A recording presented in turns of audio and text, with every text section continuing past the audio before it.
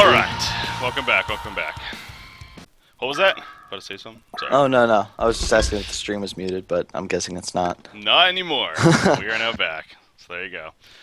Game number 2, kick it off here, of course, again. So, like I said, jumping right into it, that's good. Obviously, you got it off to a little bit of a late start here with the teams, but moving along here in the series. So, again, just for the sake of the cast, if anything, hoping that we at least have a entertaining game here, then even a game 3 perhaps, but it's going to be a tough challenge, apparently. I mean, tmsR is looking really good lately, looking good against RFaM here. So we'll see if RFaM, ready for a miracle, has that miracle in them. Cha-cha. The banning stage. We had Parasite Rally Scout Pebbles coming out. So Parasite, I guess, a little bit of a reaction there. Keeper of the Forest was banned last game, by the way, in the first tier of bans, but this time not banned. Then, well, there you go. Keeper is picked up. Things moving along, though, Swindle.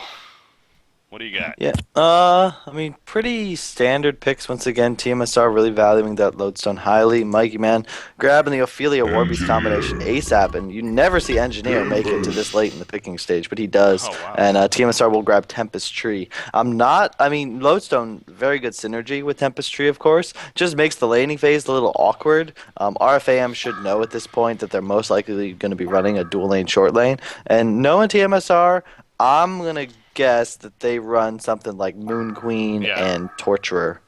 And that's a really powerful lineup. RFaM would have to get off to a fantastic start. Like, they have a great team themselves, but Ophelia Warbeast, you got to just hit level 7, take a lot of towers, and then just, move to end the game quickly.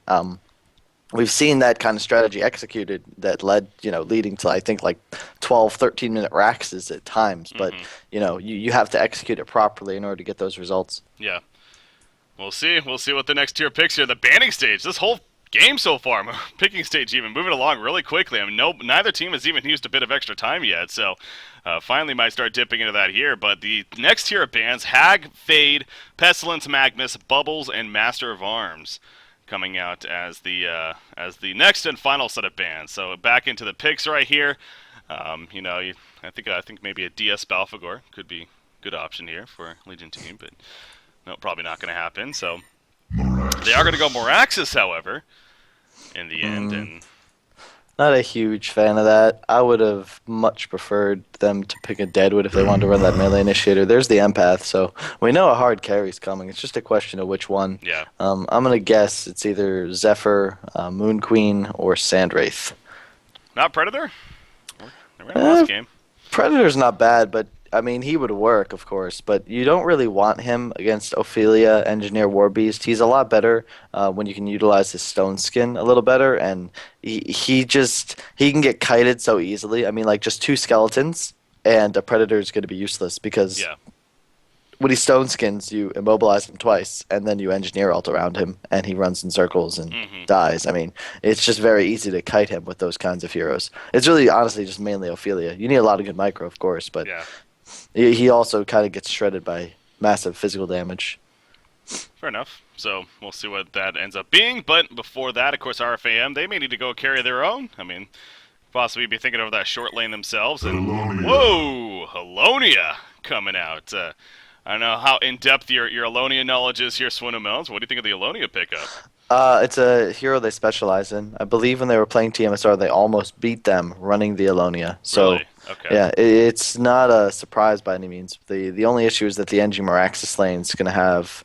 It's not the greatest lane, and I'm pretty sure it's going to be against a solo Lodestone. There's the Sandwraith pickup, so could expect it. Empath Sandwraith just gives you a ton of presence, and you just have the late game. I personally prefer to run more AoE-centered ones when you run with the Tempest Tree, but Sandwraith just gives you that guaranteed late game. I think he doesn't synergize as well with heroes like Tempest and Tree as much as he should, but this gives them the ability, in essence, to push with Tempest Tree Lodestone, while Empath and Sandwraith farm somewhere else, and then boom, you get a 5v5. Yeah.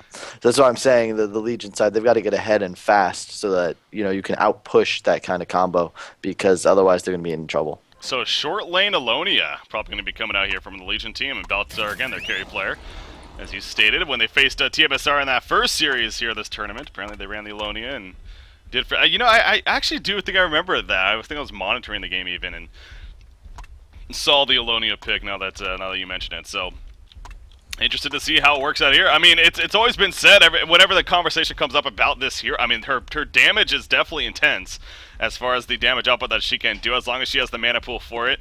You know, the Light Brand, especially with that Grimoire, I would assume, could be very deadly, so you can kind of see the logic there as far as what she brings to the table. Also, great against creep clearing potential, and you got Tempest and Keeper of the Forest over here, so another good reason as to why Alonia could be a very sound pickup here for the Legion team, but we'll have to wait and see how that plays out. Both teams going more on the defensive route here of protecting their own jungles, so you see not much going to be happening in terms of action early on. HoN diving into the tower, but Yeah, I commented on this last game as well. Legion, or RFaM, or not last game, but yesterday, they're not taking advantage of it, but you see Moonmeander on Tempest spending all of his money.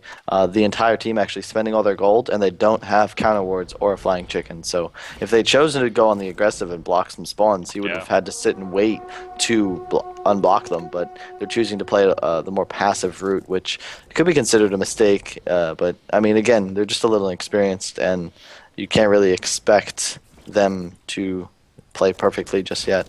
Yeah. So, horn is blowing, and into the laning phase we go. So again, as far as both sides and their laning phase, unlike last game, this time around, it seems like it is pretty conventional for both teams. Warby's going to end up with that Suicide. You got your Moraxis Engineer middle. Again, against Lodestone, don't expect any kills. Kind of like that rally style where he's very difficult to kill and probably not going to do it, so sure you can harass him, but in the end, focus on farm if you're Moraxis. So I'm sure that's what he's going to attempt to do here. And as usually, prioritize getting him a portal key ASAP. I think is the name of the game for Moraxis. What do you think about? I mean, what about Alonia though? You think that's if she gets some good farm here, is she going to be dangerous here for the Silverhorn team? Do they need to worry about her? It's not a bad hero in this game. He just does lots and lots of damage. I mean, he's in essence Chipper with a different skill set, but he kind of follows the same path as Bomb, Chipper, and a lot of the other S2 intelligence heroes. Yeah. So he fulfills the same role, and he's pretty much perfect for a real early game strategy like this. He's going to peak around the 20-25 minute mark. He can actually go kind of late game if you get a Grimoire up on him, but I don't expect to see that since they really need to end this game quickly or it will not end favorably.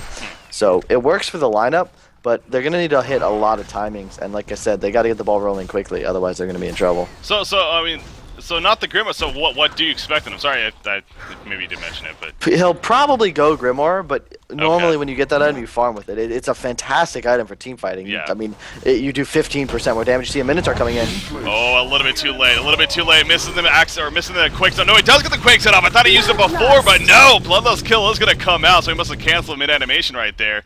And sure enough, they do get the kill onto Lodestone. So well played, well played. The Minotaur did stun Lodestone, even though he got away with the rocket drill. So that also bought some time. So good collapse, good movement from Ophelia.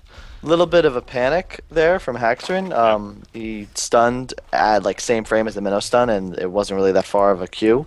This is the power that Engineer gives you in this mid lane, though, and one of the reasons we banned it a lot in SG. He's the only support hero where you have pretty much a guaranteed kill with 3 heroes mid, no matter what. Like as soon as he's level 2. Yeah. So you have to do that. You will die in a stun lock to an Engineer lane because he just does that much damage. Yeah. Big kill and a Haxer in there, good start. I'm sure that's got to be also just a mentality boost here for RFaM, and again, especially coming off that game 1, 15-minute concede victory in favor of the Hellborn team. You see once again in the middle lane, Kegstun gonna connect, double damage, Engineer is here, Quakestun will hit as well, no turret coming out just yet, he's waiting for him to pour it. Where's the turret? There's the turret, will it be enough for the kill? Moraxis chasing, has another X, oh he misses it, but it doesn't matter, Atro gets credit for the kill. Haxerin dying twice in a row now there in the middle lane, also, but just well played too by Engineer Moraxis. Yeah, again, power of Engineer had a DD rune that time, so lands the combo. He goes down. They're still behind in experience, mostly because Ophelia had to roam there, and Tempest's about twice his experience per minute at the moment. Yeah. But they're in a decent place. Warbeast should be getting some more experience. I don't know why he's still only level 2, but you see once again Empath actually killing off his wolves, so that'll hurt him. Down bottom it's the keeper, but the thing is that they need to be doing better in the short lane, and hopefully Ophelia can help him with that. The pull is doubled, so maybe we'll see him pull pretty soon. Yeah, Keeper of the Forest, see, look at the matchup. 14-2 Keeper, 16-3 Alonia. So again, Balthazar not doing bad, but you do compare that to Sandwraith, who's having the free farm at the bottom lane. 25-8 for Sandwraith, compared to now 19-3 Alonia. So no doubt Sandwraith is having the better time. Obviously, Keeper does have the advantage of Yeah. pulling the creep wave, Ideally, you want to be comparing Miraxis to Sandwraith here. And if you watch games, and it's the 2v1er, and Miraxis they have kills. He has been suffering a little bit with his CSing. I've seen him miss quite a few, but hopefully he'll recover because there's really no reason for him to have less farm than Sandwraith at this point, as Lodestone's pretty much kept off the creeps completely. But as you can see, like, he's standing on the hill. There's 2 denies. Like, he's just giving Lodestone free farm at the moment. I'm not quite sure. Yeah. Why. Now he's back in lane. They have the War Beast Howl as well. I forgot to mention that. And War Beast actually jungling. Maybe would have liked to see him do this a little earlier, as both Ophelia and War Beast can kind of split the jungle with all these stacks. But he will be able to recover a little bit here. And of course, there's a lot of farm coming in top. So I hope he gets back to base and buys a TP, because that is a ton of experience to lose. However, at this point, Sandwraith already going to pick up his Steam Boots, I believe. Nope, Energizer right away, actually. They can dive him pretty easily, especially now that Sandwraith is 6. Jeez, yeah, already an Energizer being delivered, so... yeah, in that combination, you stressed it. Obviously, they can't do it just yet, but the Empath Sandwraith combination, the fact that you could push as 3 heroes and then be joined by the other 2 no matter where you are if a fight breaks out. Because Empath just jumps like Sandwraith, of course, and you pour with Sandwraith, so it's just a deadly combination that we've definitely seen before. And going to look to be played here for TmsR. Slicks once again is playing that carry role, by the way, of course, on Sandwraith. So, what else did I want to bring up? About, no shit here, playing Miraxis. His build, what do you think of that? He actually does put a point into the W here, into the W early on, or the Arcane Shield, instead of another level into Quake. I know it's a kind of a small thing, but are you a fan of that, or? I do that pretty much every... yeah, Sandwraith actually went bottom, by the way. They killed Alonia with the root, so that's the power of Sandwraith. I do that every game because it's just there's so much utility. You don't want to lose it, and since you have the animation of the shield, sometimes just the threat of being able to negate those point stuns is enough to prevent them from using them on you. And I mean, you can see when they don't level it, so the other team can just say, hey, Miraxis doesn't have his W, and it totally changes the way you play against the hero. So I think it's always worth it to pick up. You see Tempest going in for a dive on top lane, might be able to hit it. Sandwraith did pour it up back to the top lane, so they might be able to dive here. Places a ward behind the tower. They can also just push as well, and this is where their pushing potential will start to shine. And you can see they're already 2,700 experience ahead, and that's mostly because this War Beast is having such a rough time. Yeah, Engineer's going to run on overs, but Moomiander looks like he's going in already. Yeah, War Beast only level 3, so no ulti form, of course, to be had. There's the dive from Samurai. Tempest coming in. Port is coming in as well, though. Will Moomiander be able to get an ultimate off here? Miraxis jumps in with his ultimate. Who's he going to go for? Looks like it's going to be Empath as well as Tempest. The Quakestun misses both. He tried to get both. He went for all, missed both. He will get the kill on Tempest, though. Empath is going to fall, so not the biggest deal in the end. Kegstun connects right there, and this is going to be disastrous for TmsR. Axe hits. The second axe going to be dodged. Will that buy enough time? No, it's not. Another axe connects. There's another one. Turret even going to come out, and Slick should fall right here. No shit picks up the double tap. Big turnaround for RFaM. Warby survived through all that, too. That is huge.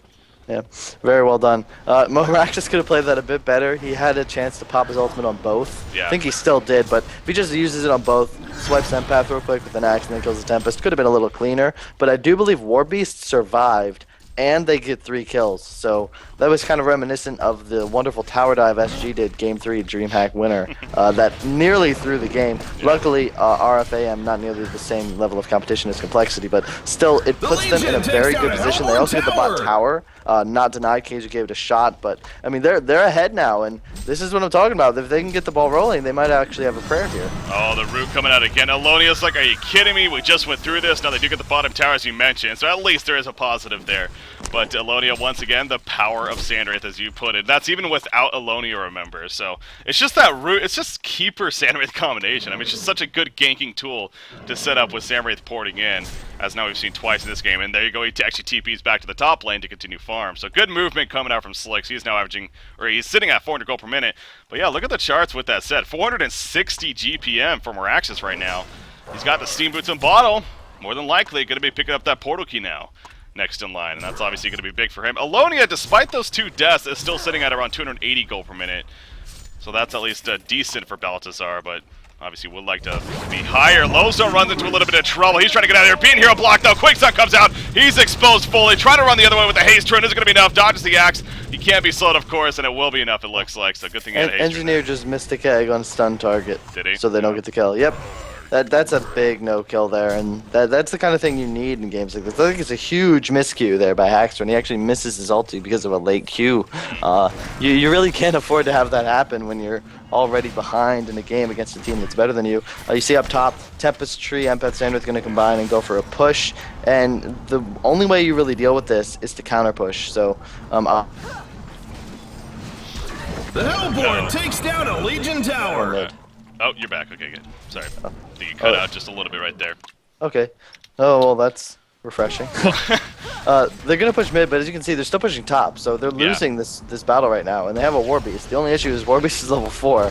So you really want him to be level 5. The Legion takes down a Hellborn tower. And of course, level 6 for the ulti allows him to actually be useful, but he's really suffering, and even though he hasn't died, he could have played much better in this game. Oh, I'm worried for Alonia down here in the bottom lane. They push another tower. They're going for the middle lane, but I think Alonia's the one that's in trouble. You have Samwraith ports in. He's going to go for the TP, but there's the rocket drill stun, and Baltazar easily falls. So yeah, I saw that coming for a while.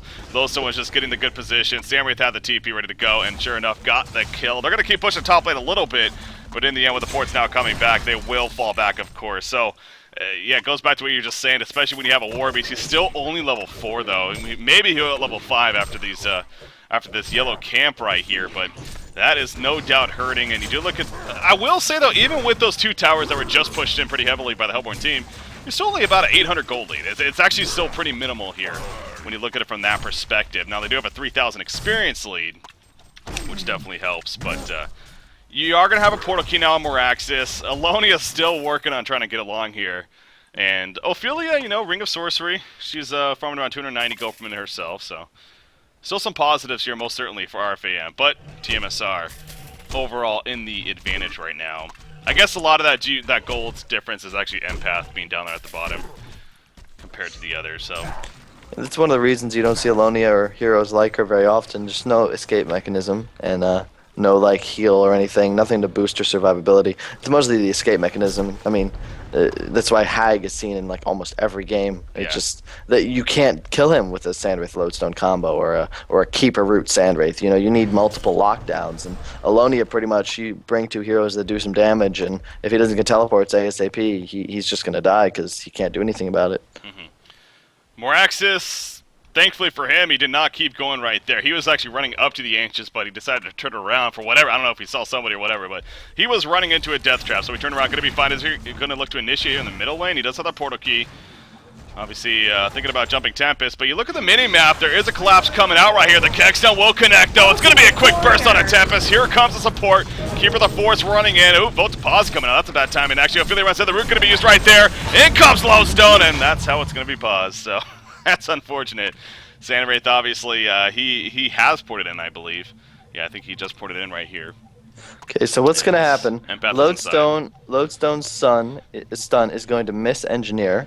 He's got another about 1.5 seconds to charge his ultimate before it goes off, so it should miss Moraxis, or Moraxis should be able to get his stun off before he gets W'd. Engineer's ulti will hit Sandwraith, Empath, Tree, and Lodestone. Ophelia heal is up in 2 seconds. Lodestone stun's going to miss him as well, so he's going to have to mash that button, and Alonia is TPing in. So if they play it right, I'm pretty sure Legion is going to have this team fight. It's just got to come really, really nicely. They've got to focus fire properly. I would think that they want to go straight for Lodestone since he's going to have no armor or magic armor, and then switch over to the Sandwraith. We'll see what happens though. This is going to be crazy. Yeah, no, this is going to be crazy. He said Lodestone, he is stunning right here. Let's see who it actually hits. If anything, it does hit Engineer right there. Can he get the other half? Yes, he can. The Ophelia's touch comes out. Here comes Alonia. Lodestone in some trouble now, trying to run away. We do see off to the side. The Nova comes out. Sandwraith will get exploded on, and the chase is continuing now in favor of the Legion team. Keeper the 4 is going to fall right there. Empath on the run. They do pick off Lodestone, so a 4-for-nothing exchange in favor of Ready for a Miracle. So, you know, analyzing that whole thing at the pause, we saw it break down. It just worked out for Ready for a Miracle. Yeah, I called the winner. A little wrong in the execution, but they do take the win. Engineer just throwing his ult off, and then Miracle K got in the middle of nowhere, but they still managed to win the team fight, and that right there is the power Engineer. Sure, Tempest Tree, great ult synergy and all that, but if you only have the root, I mean, Engineer's just amazing. Like if you have, you will. I have seen so many teams lose team fights because they've got multiple heroes in the Engineer ult, and in that fight, all of them were in it. So it's just, Well, it's very, very hard to deal with. It is 50 DPS, and when you leave, you get a 2-second silence and 100 true damage. I mean, it's a ridiculous amount of damage. I think we saw a bit of Valonia there too. I mean, the absolute zero that she put out, I call it the Nova for some reason. Again, different hero, I'm still learning the abilities. But anyways, the absolute zero, her ultimate on top of just her spamming, you know, between the Glacial Spike, the Flash Freeze, the Frigid, I mean, just all over the place. The damage output from her was pretty intense. And actually, if you do look at the damage chart, she is up there. Maybe a lot of that from the laning phase, sure. But, you know, I definitely, no doubt in my mind that she was a big part of that as well. When the time she TP'd in, that's when the energy field went down, and then all of a sudden the absolute zero was released. And Hellborn team tried to retreat, but not enough. So yeah, 4-for-0 exchange for Ready for a Miracle and tmsR. All of a sudden feeling like, okay, we had a great game number 1. We were looking strong here early in game number 2, but RFaM, they're fighting. And they're fighting strong, but right as I say that, Alonia might be in trouble. Samwraith ultimate in 2 seconds. They got Keeper of the Force nearby. He has his root up as well. Ooh, Alonia, though, she's sneaking away, and I think she might be fine because of that. So you could tell they wanted to maybe go for the setup, but she is going to be fine. And look at this in the middle lane, the Legion team. They are pushing the middle tower here. But there's a Samwraith TP. Are they going to go? Nope, Samwraith does not TP, actually. Yeah, they were trying to go for Alonia. This should be their cue. Push for the base. Go win the game. They might not. They don't need to go for the racks here, but they could. And especially with Sandwraith ult down, I think that's their best course of action. They still have those 2 top towers, so the right play here, go for mid, push as hard as you can, force the glyph, immediately run into Hellborn's Woods and that top towers as soon as you think you can't push anymore. But look at this, the mid tower is falling fast. Yep. Level 4 battle cry helps with that. Lodestone Shatterstorm activated. They're going to look to initiate. Will they catch anyone? No, he's not going to catch anyone. The rocket drill does not hit. And there's the counter. The Quakestone comes out. The absolute zeros released. And holy crap, Lodestone just explodes right there. The tower's going to end up falling. Tempest has an ultimate. Will it be stopped? No, he gets the 4 that he needed. Do they have the follow-up? Brutes coming in, but the big energy field at the last second. Lodestone with the rocket trail. He buys back. Not going to happen though. Tempest will fall. The root comes out, but the Legion team is still fighting strong. Haxra needs to fall back. We have Empath putting the drain life out. Nice wall coming out, actually. The minions are still here. They're locking down Tempest. Tempest buying back, of course. Mikey man on Ophelia. He's going to end up falling. Looks like, oh, what a big Quakestone, actually. Is this the best choice, though? Do you want to run back into this if you're the Legion team? It looks like maybe. Lodestone will fall right there. Samwraith trying to pick and choose his fights. Warby's no ulti for him. Running back in. Spamming the W. One more auto attack. Oh, it's not going to be enough with the Skeleton King, but they're going to get the racks. Look at this. What? Unbelievable. Oh my lord. Hellborn barracks gets destroyed. That's almost game, man. That's mid racks and a huge teamfight victory. A buyback used. Whole 3 buybacks used. Breaky. 3 buybacks used. That was impressive play, honestly, by RFaM. That's the power. All you need right there. They've got all the fucking necessary ingredients. Sorry for my language, but you've got the Ophelia, Warbeast, Engineer, and Initiator, and huge magical damage, which is something many heroes in our pool can provide. And when it comes together properly, it's a beautiful sight. Yeah. That was awesome. And now they just go straight top.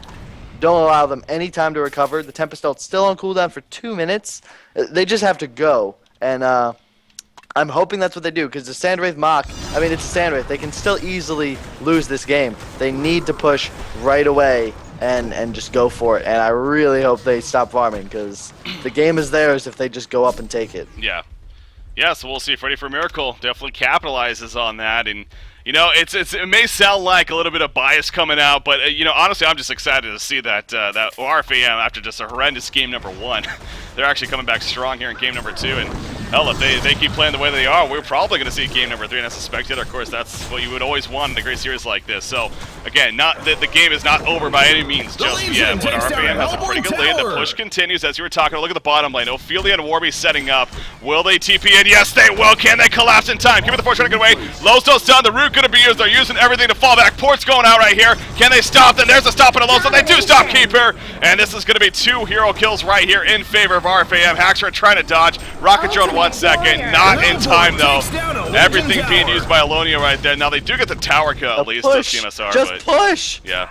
Are Please. they probably are. I think they're going to, thankfully. But this is the thing. Slicks has already got his sword. He's going to have Mach finish before the next fight. No barrier idol is going to be completed, and there is one vestment on the Legion side. So, Yeah. and Mach of Brilliance will totally change this game. Potentially enough for them to win it, in all honesty. They have the Bulwark on Meraxis, still no vestments. It's still tight. I think they can win, but it takes one Tempest ultimate with a Mach Sandwraith, and they lose. Just one. Doesn't even have to be good. If they kill 2 heroes off, it's the same concept as a Wild Soul. When you play with a hero that goes Mach and is fairly tanky, you just need long, extended team fights. Wait out the cooldowns, maybe use a buyback, and as soon as you have a numbers advantage, you're going to win the fight because that Mach is it's like the tortoise and the hare, man. Like the tortoise is always The creeping. Legion takes down a Always Hellborn Tower. Well, I mean, it's the Sandwraith Mach of Brilliance. It's definitely it's an old school build. I mean, it's been around the HoN scene, credit HoN scene for pretty much forever. You know, we've talked about it in the past, especially when the Triland area was so dominant, and it's no different here. I mean, the hero, this game is not only that though. Like you were saying, it's a Tempest factor. It's the Lodestone. It's the Keeper on top of that. I mean, this is still a game that can be won by tmsR. Not even too difficult like. So, but the push does continue from RFaM. They push the bottom tower, so only one outer tower now remains in favor for tmsR as far as they're concerned. I would almost favor tmsR's position in this game now that they have a Sandwraith with a Mach. In all honesty, 10,000 gold is nothing with the Sandwraith, and still no investments on Meraxis. They don't have the barrier for a while. The Warbeast does have his Shrunken, I believe. It's on the courier right now. The game is not over. Lodestone doesn't have a blink yet, which is huge. But you have to recall, they won that team fight. Lodestone whiffed his ultimate. The root was used in a very poor, mistimed location, and the Tempest ulti was when there were no heroes around. So this time it'll be very, very different, and it's gonna come down to execution. The keys for tmsR are to take out this engineer and the Alonia. Those are who they have to target. Ophelia works, but his creeps do most of his work anyway, and there's no way he's going to die without using both the Astro and the heal. They need to take out the Engineer before the ult, and Alonia would be nice as well, but it's mostly the Engineer ulti. You cannot allow that to go off. It'll totally prevent the mobility of Tempest and Sandwraith, and specifically, it just makes it so much harder for Moon to land a big ultimate. So this is pretty much the fight for the game. So tmsR not really there in time. I'd like to see them set up with 5 right away. You don't have a glyph right now. You need to stop this push now. Well, they are porting back. Sandwraith still farming. Sandwraith doesn't have the most life right here, so he's going to have to TP back to base. He cannot initiate with his ultimate here. This is going to be a free tower kill. Keep the force creeping up, and vulnerability going to be used. Okay, Sandwraith has ported back, so he is ready to fight now. Alonia, not Alonia, but Empath. Empath is not next to Sandwraith just yet, but actually the tower is going to survive. The vulnerability doing enough right there, for now at least. See the next creep wave coming up. Ophelia's minions in the front lines. By the way, there's a light brand on the Lud. I don't even know if we mentioned that, but she went to tablet first, but does have the light brand now. Possibly that Grimoire going to be coming next in line, but that might not even matter until here we go. Initiation, the freeze on the Keeper of the Forest, the follow with a stomp. There's a quick shot. Keeper of the first person down. Off the bat, he does have a buyback. He's going to use it right here. Whoa, I just lagged. I just froze. No. Engineer, Lodestone ulting in. He's going to go down to the Swarpish, though. Tempest taking a lot of damage. A big stun from the Minotaur. He's going to go down. Sandwraith's taking a lot of damage as well. Engineer going to pop the ultimate. Sandwraith's dead. Keeper buys back, but he has no root. A huge double stun by Meraxis. Holy crap. And now a big ulti by Tempest, who once again buys back. Trent did as well on the Sandwraith. They're back into the fight. Only Ophelia dead thus far. I believe Meraxis is going to go down as well. Maybe this Warbeast. Looks like Warbeast will die. There was a lot of buybacks used, though. 3 more buybacks. 3 more buybacks. They win the fight, but they lose the tower. And again, 3 more buybacks. Tempest has none remaining. Big blink pickup on Lodestone now, though. So this game is definitely still not over. And again, when you have a Sandwraith, you can do things like trade a buyback on all of your heroes just to win the fight and save their axe, because the later the game goes, the better your chance of winning an actual 5-on-5 team fight. Yeah, that's unbelievable, man. Good job taking over the play-by-play at least, but sorry, at least got a little bit of a radio cast there. Well, my screen is completely froze right there. That's like never happened before. Oh my god. Anyways, I'm going to be joining here, so hopefully not missing out too much else after that fight. So you said they were able to hold it off, but it sounds like a lot of buybacks were used.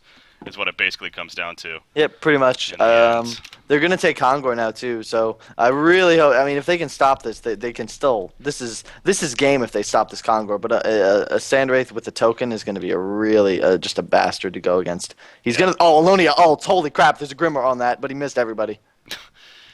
I'm loading in.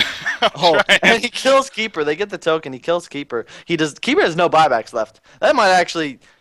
They're just gonna go for it right now. They should know that. Like, I'd be screaming, Keeper no buyout. Let's go push. And it looks like that's what they're gonna do. They're immediately running up top. They know it's a 4-on-5. Technically a 5-on-5 since Sandwraith will have that token. Ultimate not up for Tempest. Like, they can just zerg down the towers. Like, this is where you do the actual forum pub train. Group is 5. Attack the racks. That's all they got to do. The glyph is down. No Tempest ult. No Keeper. Sandwraith not in position just yet. Like, they win the game if they can take this racks. Okay, so we are back now. So, okay, just clarify, it is a token on Sandwraith. That's what we were talking about there. He does have, we mentioned Keeper is dead. The melee rack's going to fall right there. Shatterstorm activated from low, so he jumps in. Mirax is right there. Here's the initiation from Sandwraith. Alone to take a lot of damage. She doesn't have her absolute zero yet, but she is spamming those abilities. And Sandwraith is dropping quick. The energy field goes down low, so they're going to fall right there. Sandwraith is going to fall off to the side. No, he barely lives, actually. Here comes Keeper the Forest now. Again, he still has a root. No portal key, though. Warby's chasing. There's the root. Shrunken head, though, from Warby's coming out. And I believe Alone got ported back, actually. Tempest is going to fall right there. He came in. No ultimate. He dies. Keeper the Forest goes down. And the Legion team ready for a miracle. Might have just pulled it off. Game number 2. It looks like it is going to be a victory for them. And we are going to a game number 3. Wow. Oh, my What Lord. a game. What a and you know game. the name of the game? A Hellborn Team barracks Legion, gets destroyed. RFaM, Elonian Engineer, Vestments, Team tmsR, only Sandwraith with Vestments against a pure magic damage plus Ophelia Warbeast. Yeah, okay, so it looks like a little bit of difference of opinions here. The team with the most Vestments wins 93% of the time. 93.2%, I checked. I believe it might be rounded up, so it's a 0.3 now. But the Okay. point is, buy Vestments, folks. What are we doing?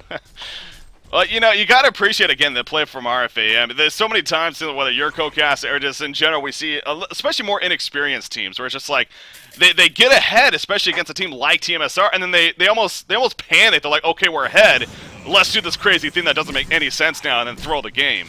RFaM, though, they kept the pushes up. They kept the pressure on. They played it beautifully. They really did. And even, you know, we didn't get to see that the previous fight to this one, but you did a great job of play-by-playing it at least, so we got an idea of what happened. It sounds like that RFaM really is just on another level this game, especially compared to game number 1. So, obviously, as you see right there. This goes back. I've always said that HoN, Dota, League. Well, HoN, Dota mostly. I don't know what kind of bastard game League is, but it's a lot of the game is the draft, but more so than that, it's the strategy, and then it's the execution, and then it's how good you are. Yeah. Being good at mechanics or whatever is maybe 10% of the game. Half of the game is the heroes you picked. Another half of the game is how you execute the strategy. Like I've said all the time, if you've got a team that's designed to win the game early, you got to win the game early, not turtle it out.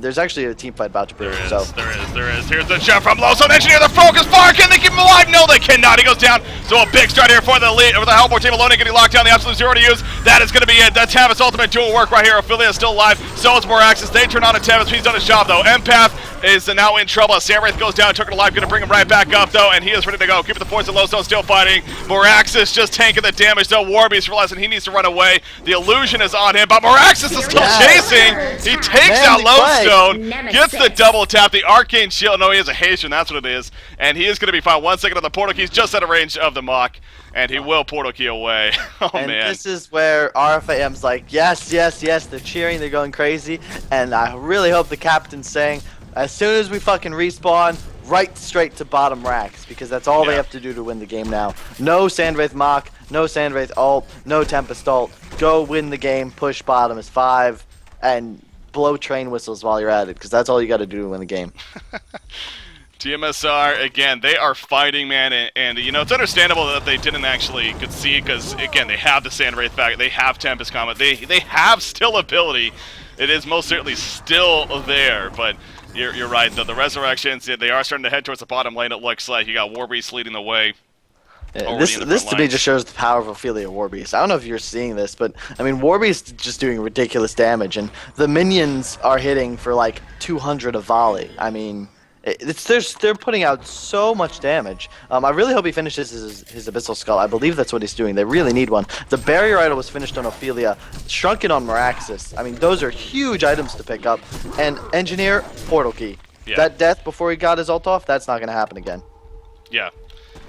That's that's true. Yeah, he's not going to be able to sit way in the background. Although, yeah, we'll say obviously with the Samwraith initiation can cause some issues, but as far as him actually dying, will be a lot better in terms of staying alive. So once again, this has to be the final fight, right? There's no way there's more game after this. I guess unless the Hellborn team wins, then maybe they still have a chance of coming back. But here we go. Samwraith actually jumps in. So again, no portal kick going to be used there. Going for Engineer again. Can he get the energy filled off in the background? He throws out the Kex. Now there's more further initiated over here. The absolute zeros put out. Engineer falls before the energy field. Samwraith though, he's being tanked by Warbeast right here. The auto attacks and brutalizer. They're focusing on him. They took out Keeper of the Force. And Samwraith, he is going to fall right there at the last second. He cannot fight back. That should end it up. They will kill Warbeast, it looks like. So actually 3 players are dead here on the Legion side, but they're still going to chase. Lowstone trying to live. Not going to happen, though. He gets chased down by Ophelia. And now Empath, the sole survivor. Morax still chasing him. Nice wall. Actually saves them as a Quakestone misses. But, well, they'll probably just push, right into the tower here. They have the creep, or they have the minions at least. This tower is going to start dropping. No buybacks across the table for the Hellborn team. Is it over now? I mean, it's not very often you get to say that a team that drafted Tempest Tree got outdrafted, but honestly, that's the case in this game, and they look like they'll probably get this tower, but not the rack, so they're going to need to win one more fight. Still not out of the woods yet, but it just comes down to the draft, and a couple of team fights, specifically that throw up top, man. Like, that's really what turned the game around. Until that point, they really weren't you don't need to be ahead, but you gotta have a little bit of a cushion, like something that allows you to take team fights. And with this kind of draft, that means just being even. So they weren't even. They get 3 kills for nothing up top. Warbeast gets an assist on 2 of them. Yeah. Suddenly they're ahead in the game, and then that big team fight middle after the pause really just gave them that push. And I mean, it just comes down to the draft. I feel like if tmsR had picked not Sandwraith, they had picked a Torturer and a Moon Queen, or any other type of hero that just provides damage in this early game stage, obviously of like the magic variety,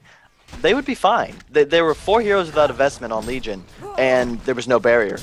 A Moon Queen, level 11, would just, in all honesty, wipe the floor. Obviously, the minions would be soaking up some of the damage, but it doesn't even have to be a Moon Queen. Just something that did more. I believe Wretched Hag was left unpicked and unbanned, so that could have worked. But it just comes down to the draft. But really, just great play by Ready for a Miracle. Like they are really impressing me. Yeah, for people I have no idea. Exactly.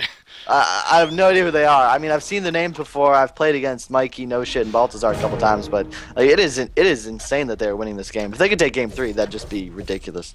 Yeah, and well, again, to stress that this is obviously game number 2 here. So, of course, with tmsR up 1-0. So, if RFaM, if they do just do enough to hold on to this victory here, that will be a game 3, and who knows what can happen then. But yeah, just not even the overall. I mean, just the fact that talk about just a complete different spectrum from one game to the next. And, it seems like I stress that a lot, but there's so many times. I mean, even yourselves. I mean, pretty much every team goes through that of they get dominated some games. I mean, there's 15-20 minute concede losses that happen from time to time. So RFaM just fighting strong, obviously, after that first game, and here they are again on the verge of perhaps pulling through with a victory, but. tmsR, they're not giving in. They are just doing enough to barely stay alive here. They still have their racks up, so no mega creeps. Here's the thing: the number of vestments on the Legion side has increased to 3, in addition to a barrier idol, so 4 in total. Still only 1 on the Hellborn side. I don't think it's looking good for tmsR. Yeah. It hasn't been looking good for a while, but again, the fact that they have a lineup and they have the potential to still somehow manage a comeback is pretty crazy in itself. But obviously, continues to be a trend of RFaM having the better time so far. 1,100 more gold saved up on Alonia. This Alonia, by the way, too, has just been... You said earlier, I mean, obviously Warbeast and Ophelia, the power of them especially has been a big part of it, but I think No Shit on Meraxis has some beautiful jumps himself with the portal keys. The Meraxis is the reason. Like, look at the 12, 1, and 14. Score doesn't mean much, but his initiations have been on point, and he is just playing the role beautifully. Alonia, I really wish he'd gone to Shrunken. He'd have it by now, but they're just going to do lots of damage. So all they had to do, wait for the lanes to push in a bit. You see see, the empath ulti was used, so if they turtle this out for another 10-15 seconds and they can fight without that up, that's big, because empath without his ult is pretty much a useless. Well, you also look at Cube of the Force. He sold basically everything other than the Astrolabe to buy a portal key right here. Same with ultimate use. Are they going to jump in? Yes, they are. Warby's going to be the focus. Warby's in trouble, actually. He gets ulti for him, but he is going to be picked up. Meanwhile, down here, Xerath is chasing with Empath aside, going after Engineer. No energy field used just yet, though. He stays alive the whole time. Meraxis jumps back in on Empath. Empath's probably going to end up falling. There's the jump from Engineer. He puts the energy field down and collapsing on the Cube of the Force right there. Meraxis chasing. Boundai is up. They can see him. He is going to fall. Alonia spamming her Q, it looks like, right there off to the side. Xerath is still alive, spamming those glacial spikes, but he is on the run now. Meraxis takes it with those action. Kegstun, it is going to connect. Lowstone comes back in, but Ophelia off to the side. They do turn it on Engineer. Meraxis with the Quake Stun, Alonia running back, and there's that Tempest ultimate locking down Meraxis. The glacial spike, so it is going to be enough to kill Sandwraith and possibly Lowstone. Yes, it will. Ophelia and Empath, or excuse me, Ophelia and Alonia still alive. You see Warby's buying back, and he is looking for some blood. He has a double damage rune, by the way. And that, I mean, again, it should do it, but we've said that now several times, I feel like. So this is going to be mega creeps here, though. And there's some more GGs. I think that is actually what a game, man. That was the first team fight tmsR really outplayed the RFaM side. They're just so far behind the matter, but like you can see there, I mean, even this far behind, like they could still win a fight, but that Alonia did not die, and holy crap is he outputting a lot of damage with the Grimoire. Like that's what I mean. He maxes out about this 20-30 minute mark. Like once he gets a Grimoire, you're good to go. All the next items you'd go are defensive. I mean, that's just ridiculous. Huge plays were ready for Miracle. Great job to them. That was a great game, and we actually get to see a game 3. I think that's very unexpected for this series. It is. There's no doubt about this, especially, again, look back at the game 1 and how that played out. But, you know, especially with this being the only series of the day as well because of the reschedule, so it is good to see that. But, ladies and gentlemen, we are going to take a short break. Right, you see right here,